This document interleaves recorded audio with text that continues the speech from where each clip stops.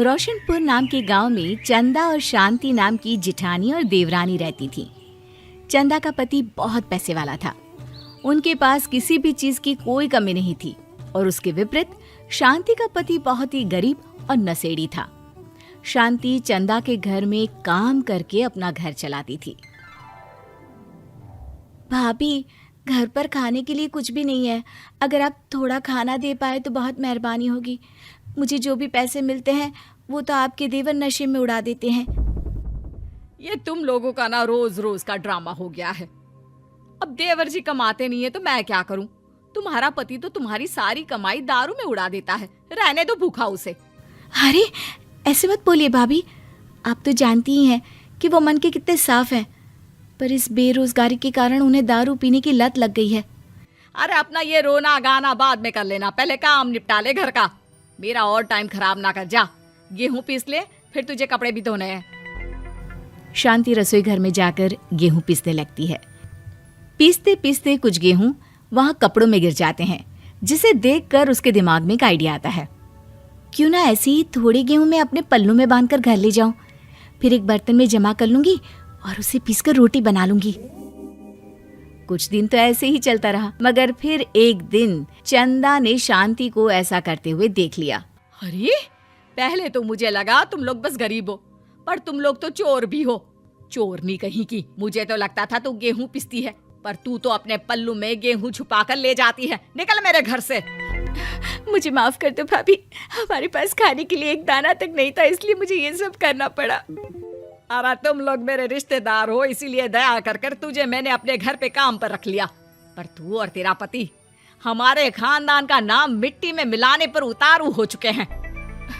आपको मुझे जितनी गालियां देनी है दीजिए, मारना है तो मार भी लीजिए भाभी, पर मुझे काम से मत निकालिए। परिवार की बात है, वरना कोई और ऐसा काम करता ना तो धक्के मार कर कब से घर का बाहर निकाल दिया होता। रोते रोते शांति अपने घर चली जाती है, जहाँ उसका नशेड़ी पति कहता है, अरे कहाँ रह गई थी कामचोर? इतनी देर क्यों कर दी? आज पैसे लाई कि आज भी खाली हाथ वापस आ गई है? अपने हाथ दिखा। जरूर पैसे छुपा लिए ताकि मैं दारू ना पी पाऊं। नहीं जी, मैं आपसे क्यों छुपाऊंगी, और अभी आप दारू पीने की बात कर रहे हैं, उसी कारण तो आज हम लोगों की ये हालत हो गई है। किसी काम की नहीं है तू, बिना मार खाए समझेगी नहीं। रख, अभी तेरे होश ठिकाने लगाता हूँ। रामलाल शांति को बहुत मारता है। शांति का मन दुखी हो जाता है और वो गांव के तालाब के पास के एक पेड़ के नीचे बैठकर फूट फूट कर रोने लगती है। मैंने कभी किसी का बुरा नहीं किया, फिर भी भगवान मेरे साथ ऐसा क्यों कर रहा है? मैं तो रामलाल जी की फिक्र करती हूँ, फिर भी उन्होंने मुझे इतना मारा। तभी उसे एक आवाज सुनाई देती है, रोने की कोई जरूरत नहीं है बेटी, चिंता क्यों करती हो?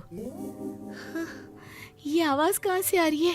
शांति अपने आसपास देखती है, उसे कोई नहीं दिखता। वो ऊपर देखती है, जहाँ उसे एक छोटी सी परी दिखती है। आप कौन है? आप तो कोई परी लगती हैं।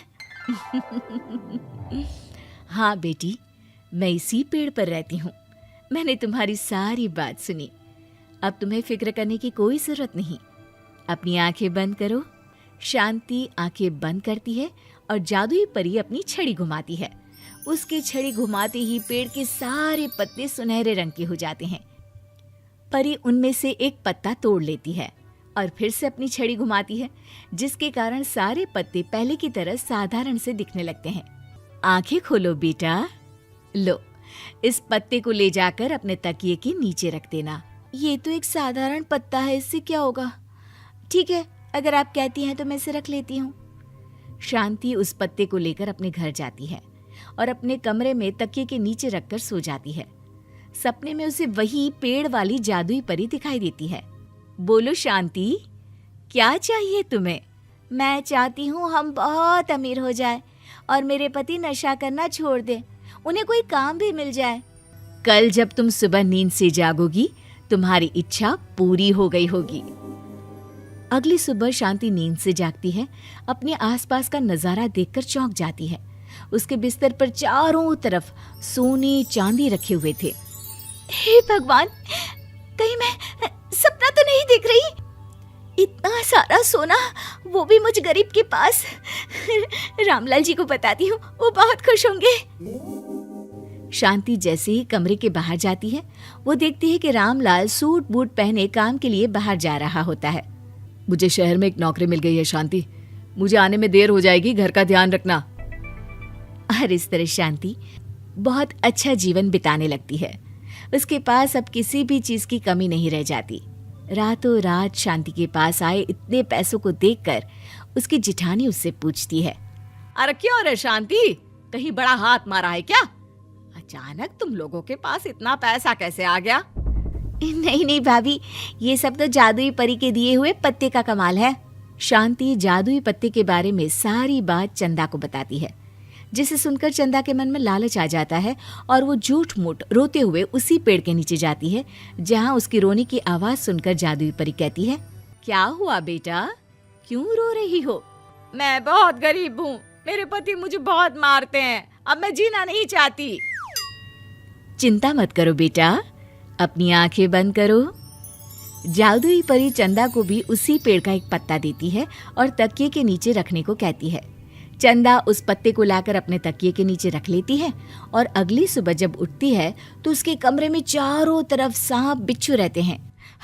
अरे बचाओ बचाओ, कोई मुझे बचाओ, ये कैसा पत्ता है जिसे लाने के बाद उस गरीब शांति के पास तो इतना सारा सोना आ गया, और मेरे चारों तरफ ये सांप बिच्छू, अरे कोई बचाओ। चंदा अपनी जान बचाती हुई शांति के पास जाती है। चलिए भाभी, मुझे लगता है आपके घर में सांप बिच्छू को बस जादुई परी ही हटा सकती है। दोनों मिलकर जादुई परी के पास जाते हैं। ये सब तुम्हारे बुरे इरादों का नतीजा है चंदा। तुम झूठ मूठ बस पैसे के लालच के कारण यहाँ आकर रो रही थी, इसीलिए तुम्हें जादुई पत्ते ने उसकी सजा दी। अरे मुझे माफ कर दीजिए जादुई परी, मेरे मन में लालच आ गया था। अरे शांति, तुम भी मुझे माफ कर दो, मैंने तुम्हारे साथ बहुत गलत किया है, फिर भी तुम मेरी मदद के लिए आई। चंदा को अपनी गलती का एहसास हो जाता है, इसलिए जादुई परी उसके घर से सारे सांप बिच्छू को गायब कर देती है। चंदा और शांति आपस में मिलजुल कर रहने लगती हैं।